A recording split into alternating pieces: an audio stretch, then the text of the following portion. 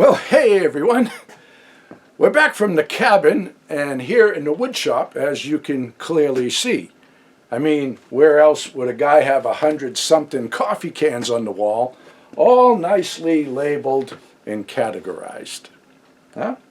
If you're new to the channel and you haven't seen my organization system, I'll put a link to it right here, and also put the link down in the description below with a whole bunch of other links that you might want to check out. This has been one of the best projects I have ever come up with in my life. Anytime that I want something, I look it up in my ledger, I find it right away, and every time I go right to something that I want, it makes me smile, and smiles are good to have. Yeah, but sometimes, you know, like here, these are all numbered, but this here, this can came already for the task at hand, chock full of nuts. And look at it, it's chock full of nuts. Nah, I didn't have to do anything, it came that way. If you don't have a sense of humor, then you just don't belong on this channel, right? A sense of humor is a good thing to have. Yeah.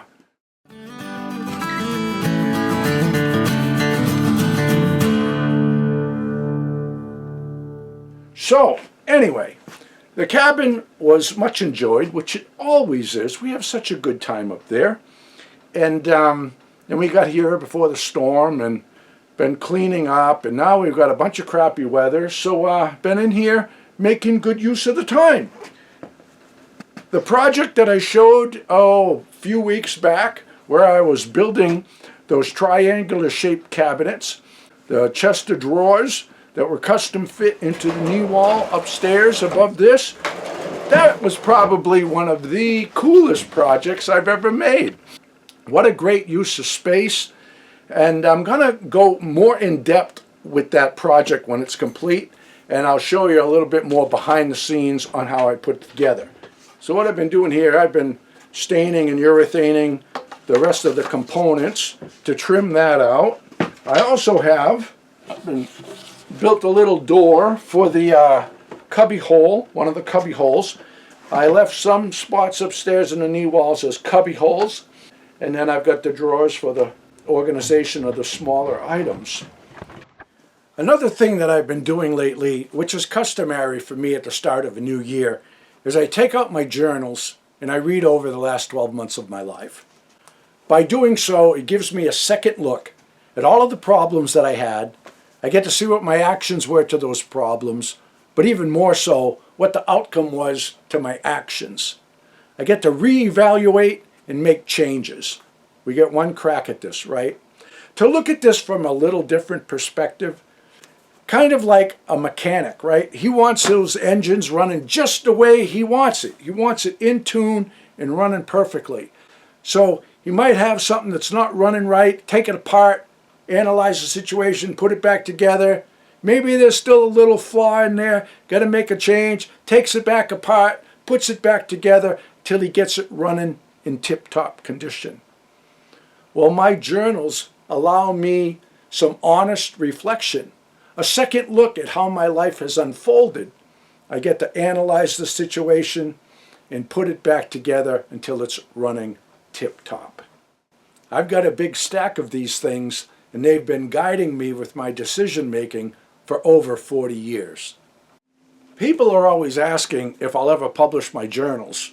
Well, that is a project that I'm working on, but realistically, it's a project that'll take me years to accomplish. I do journal readings on my Patreon page, and those readings begin from the scribblings I made when I was a teenager. I was a young man full of dreams of buying land, building a cabin, and living my life hunting and trapping. I had my mindset on how I wanted to live, so that's what I set out to do. And those readings reveal how I accomplished it all. I bought land and built the cabin with no carpentry experience whatsoever. I built the place with green hemlock lumber and cut everything with an old McCulloch chainsaw. We had no internet in those days, no YouTube to get ideas from, and no one to ask for assistance of any kind. I had to learn from my mistakes, and luckily I had the foresight to write it all down to reflect upon today. Now that little cabin was rough, and it offered some pretty rough living conditions. But I was young, and I went to the woods to rough it. It was the adventure that I sought after. I was living off the grid long before I ever heard that trendy term.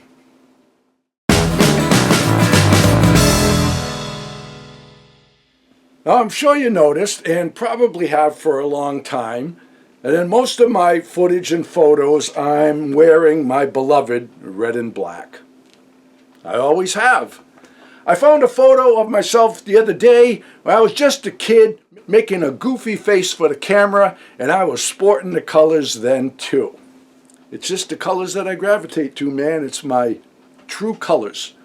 Lori already knows that if I die first, just line my casket with bubble foil, dress me in the red and black, and I'll be good to go. But recently, someone left a comment on my video and said, would it kill you to wear a blue shirt? So today I'm wearing 2 blue shirts for his viewing pleasure. How am I doing? Do I look all right? But I can only stray from my true colors for a certain amount of time.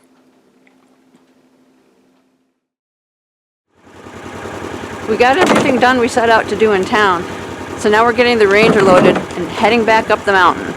This new snow will sure make a pretty drive, and that's a pretty drive without traffic. Come on, Tildy!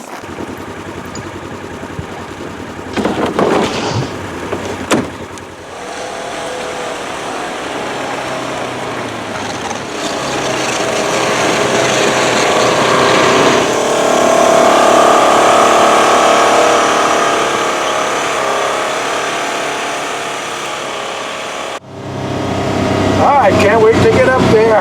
Yeah, me too. I'm really looking forward to it. Yeah, get settled in with a nice glass of wine. Yeah. Uh-oh, we forgot the wine. We forgot the wine. I like how she says, we forgot the wine. Well, you didn't remind me. You're always telling me to remind you of stuff. Okay.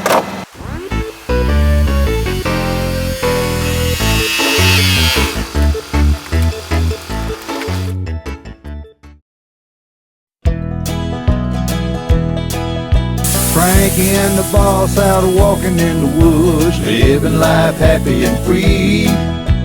Tracks in the snow everywhere they go. There's a pokey way up in that tree. A beaver built a pond where they have some fun, taking life a day at a time. Best friends until the end. Frankie and the boss. Frankie and the boss. Frankie and the boss.